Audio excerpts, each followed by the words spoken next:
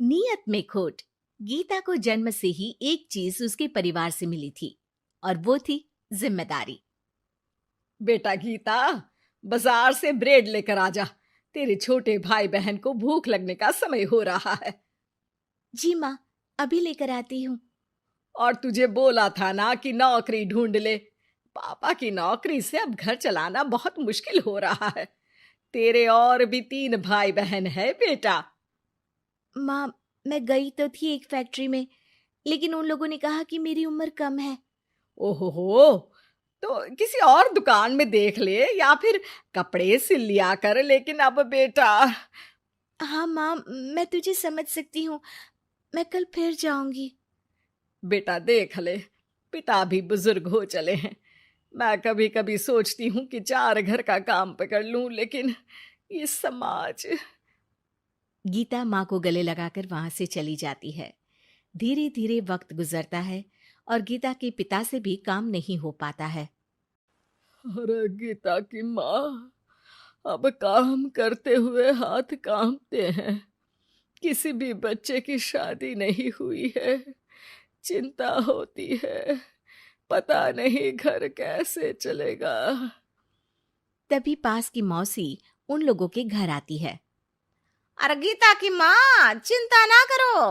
तुम लोगों की परेशानी का हल है मेरे पास। आओ बहन, क्या हाल है? कोई खजाना मिल गया क्या? अरे खजाना ही समझो। गीता की शादी के लिए एक लड़का है। लड़का अच्छी नौकरी करता है, अपने 2 मकान है, और शादी के बाद वो तुम लोगों का ख्याल भी रखेगा। ऐसा क्या देख लिया गीता में उसने जो इतना सब करने को तैयार है? अरे भाई साहब, अब आप लोगों से क्या छुपाना।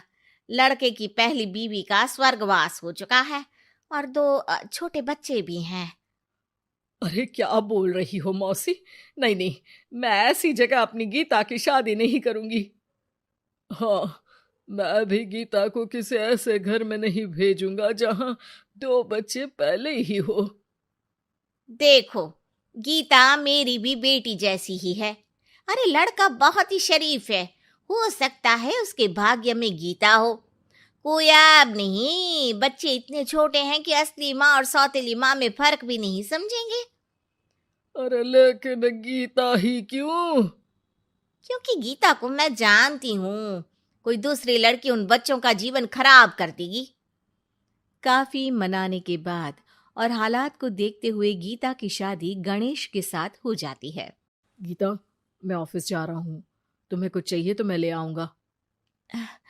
मुझे कुछ पैसे दे दीजिए, मैं घर जाना चाहती हूँ। अरे लेकिन बच्चे।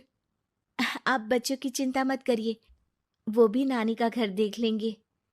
गणेश को गीता की बात अच्छी लगती है। वो उसे पैसे देकर ऑफिस चला जाता है। गीता दोनों बच्चों को लेकर माँ के पास जाती है। अरे मेरे नाती और नातिन, कितने प्यारे बच्चे हैं गीता।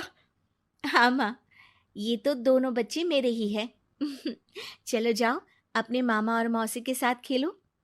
फिर क्या था, गणेश के बच्चों को ननिहाल और गीता को अपने घर को पालने के लिए गणेश का सहारा मिल जाता है। माँ, ये पैसे ले ले, इनसे तू घर की टूटी छत बनवा लेना और राशन डाल लेना। और हाँ, मैं ना ये कपड़े भाई बहनों के लिए लाई हूँ। धीरे धीरे गीता का घर भी संवरने लगता है। वो अपने ससुराल में भी अच्छे से रहती है और फिर गीता को एक बेटा होता है। गीता, तुम चाहो तो अपनी माँ को यहाँ मदद के लिए बुला सकती हो। फिर क्या था, गीता की माँ बेटी के घर आ जाती है। लेकिन अब उसकी माँ गीता के बेटे और गणेश की पहली बीवी के बेटे से भेदभाव करने लगती है। अरे, सारा दूध तू ही पी जाएगा। चल, छोटे भाई को दे गिलास। लेकिन नानी, ये तो मेरा दूध है, वो अपना ग्लास खत्म कर चुका है। अरे चुप, बिल्कुल चुप। बड़ा आया मेरा गिलास वाला। तभी वहां गीता आ जाती है। माँ, ये क्या बोल रही है, वो छोटा है और बहुत दूध है किचन में। अरे बहुत है तो क्या सारा इस सांप को पिला देगी? अपने बेटे का ख्याल रख। कल को तेरे 2 घर में से एक का हक मांगेगा तो क्या करेगी? माँ, तो दोनों का ही तो हक है ना प्रॉपर्टी में। अरे ना बेटा, सारा हक इस छोटे का है। तू समझती नहीं, कल को बड़ा होकर ये तेरे बेटे को जान से भी तो मार सकता है। अब माँ सारा दिन गीता को गणेश की पहली पत्नी के खिलाफ कान भरती। अब गीता भी माँ के रंग में रंग जाती है। एक दिन, सुनिए ना, हम लोगों के 2 घर हैं, एक घर क्यों ना मेरे बड़े भाई को दे दे, उसकी शादी हो गई है। और फिर हमारे तो दोनों बच्चे छोटे हैं, बड़े होंगे तब तक तो वो घर हमारे काम का नहीं है ना जी। सीधा साधा गणेश क्या कहता, वो मान जाता है और फिर गीता का भाई उसके एक मकान में शिफ्ट हो जाता है।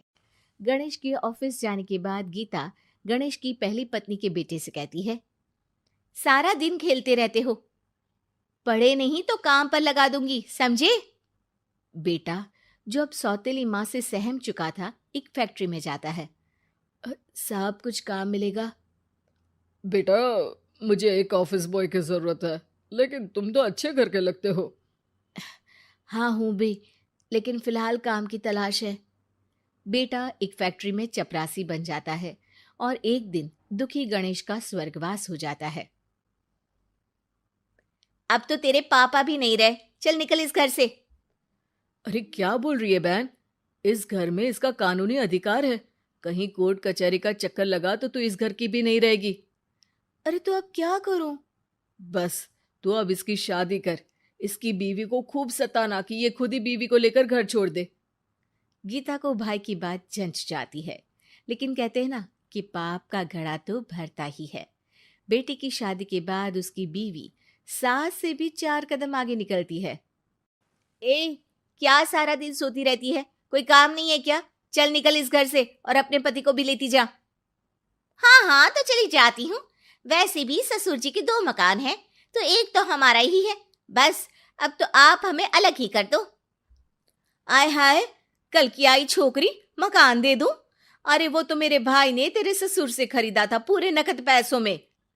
अच्छा, तो कागज दिखा दो और जो मकान बिकने में पैसा आया उसमें हिस्सा दो, तभी घर खाली करूंगी। सास का पारा 7वें आसमान में चढ़ जाता है, लेकिन करती भी तो क्या, ना तो उसके पास कागज थे और ना ही पैसे। और हाँ सासू माँ, वो मेरी शादी में जो भर भर के जेवर पहने थे ना आपने, वो भी इनकी असली माँ के हैं, उन जेवर पर भी मेरा अधिकार है। देखा था मैंने अपनी पहली सास के फोटो में वो गहने पहने हुई, कितनी सुंदर थी वो, कितना जच रहा था उन पर ये सब। सास तो बहू की बात सुनकर दंग रह जाती है। हे भगवान, ये तो बहुत ही तेज है, इससे पंगा लूंगी तो ना घर की रहूंगी ना गहनों की, और पैसे भी हाथ से चले गए। अब क्या था, गीता को सालों बाद उसका तोड़ मिल जाता है। अब घर में सुख शांति हो जाती है।